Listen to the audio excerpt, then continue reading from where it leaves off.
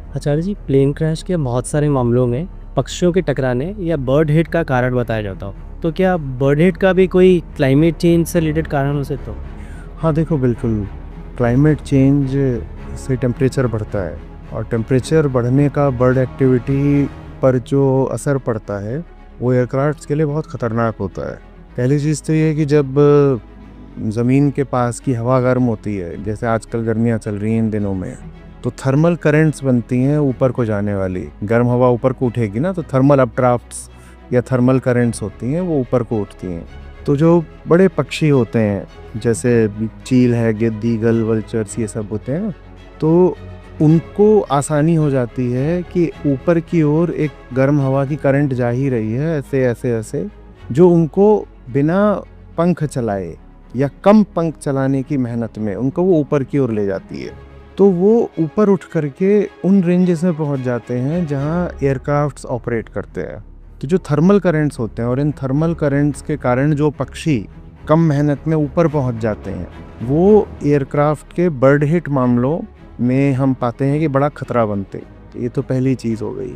दूसरा ये कि तुम जानते ही हो कि बर्ड्स ज़्यादा एक्टिव दिन के किस समय रहती हैं? सुबह और शाम। सुबह होते ही चिड़ियाँ आपको दिखाई देनी शुरू हो जाती हैं और फिर सूरज ढलने वाला होता है, तब बर्ड एक्टिविटी बहुत बढ़ जाती है। जब क्लाइमेट चेंज के कारण गर्मी बहुत बढ़ जाती है तो एयरक्राफ्ट्स दोपहर में नहीं उड़ सकते। एयर डेंसिटी इतनी लो हो जाती है कि एयरक्राफ्ट्स की भी शेड्यूलिंग ज़्यादा फिर दोपहर माने गर्म समय को हटा करके सुबह और शाम के आसपास करी जाती है। और सुबह और शाम का ही वो समय होता है जब बर्ड एक्टिविटी भी आसमान में सबसे ज़्यादा होती है, तो उससे फिर बर्ड हिट का जो खतरा है वो बढ़ जाता है। ये दूसरा कारण हुआ। तीसरा कारण एक और भी है। जब क्लाइमेट चेंज की वजह से टेम्परेचर बढ़ता है और एयर डेंसिटी कम हो जाती है, तो एयरक्राफ्ट का जो क्लाइंब रेट होता है वो कम हो जाता है। माने एयरक्राफ्ट धीमे तरीके से ऊपर को उठता है, तो एयरक्राफ्ट ज़्यादा देर तक उस जोन में रहता है फिर जहाँ पर बर्ड एक्टिविटी होती है।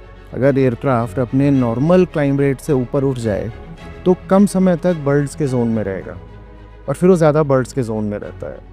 तो इसलिए जो एयरक्राफ्ट के सामने एक बड़ा खतरा रहता है बर्ड हिट होने का, वो खतरा क्लाइमेट चेंज ने और ज़्यादा बढ़ा दिया है।